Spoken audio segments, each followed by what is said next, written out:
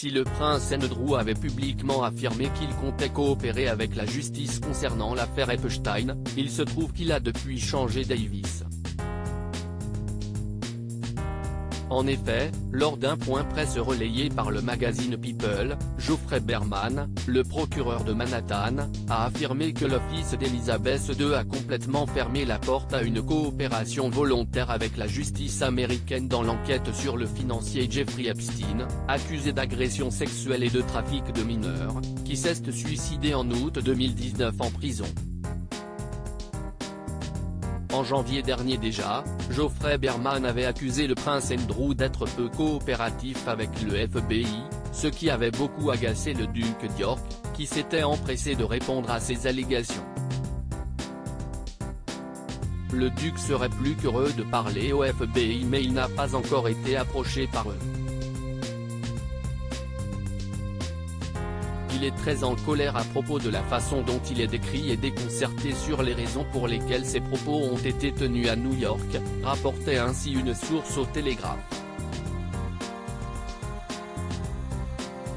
Face à l'inaction du prince Andrew, des associations avaient décidé de coller sur des bus des affiches sur lesquelles elles demandaient à toutes les personnes qui pourraient croiser le duc d'York, de lui rappeler qu'il doit appeler le FBI.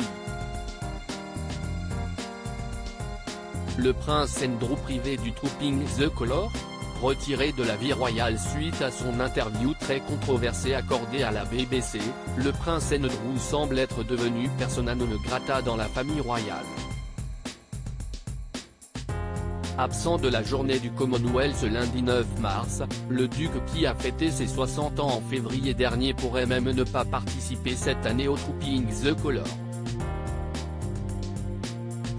Et les récentes révélations à propos de son comportement ne risquent pas d'arranger son cas.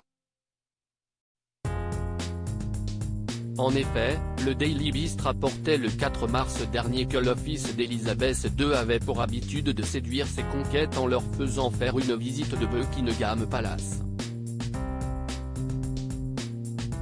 Et en les laissant même s'asseoir sur le trône d'Elizabeth II.